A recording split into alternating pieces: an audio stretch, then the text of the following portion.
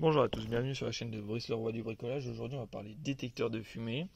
Je vais vous expliquer pourquoi votre détecteur de fumée fait un bruit sourd constamment. C'est parce que la batterie est faible. Donc là il va falloir changer la batterie ou la pile, pardon. De toute façon ce sont des batteries pour que ce bruit sourd s'arrête. Ça c'est un avertissement comme quoi les batteries sont faibles.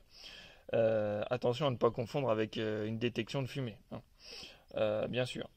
Là, ça sera un bruit constant et un bruit sourd. Donc, dans tous les cas, vérifiez quand même que vous n'avez pas un incendie chez vous. Mais si le bruit est sourd et long, constant, c'est que c'est un changement de batterie qu'il faut faire. Donc, très simplement, vous allez changer vos batteries comment? Vous allez dévisser ici. On dévisse ici. Attention à bien remettre vos piles dans le bon sens.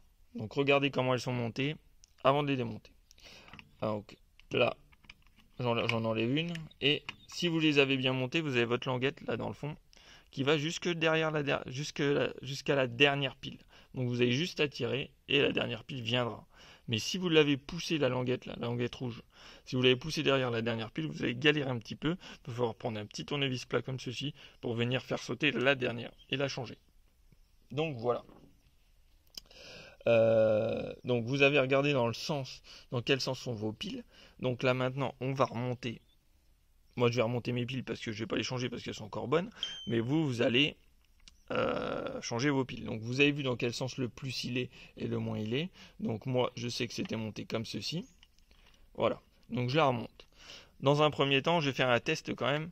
Je vais appuyer sur le bouton qu'il y a ici pour tester si il fonctionne.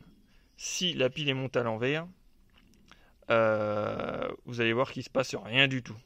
Vous allez avoir aucun son. Donc ça veut dire que la pile est à l'envers ou que la pile du dessous a été mise à l'envers aussi. Donc vous allez vérifier. Si ça ne fonctionne pas, regardez, c'est les piles qui ont été mises à l'envers. Donc en plus si c'est des piles neuves, vous n'avez pas de problème. Bien sûr, prenez des piles neuves, comme ça vous aurez moins de galère à savoir si ça vient des piles ou si ça vient de vous qui avez remonté les piles à l'envers. Voilà.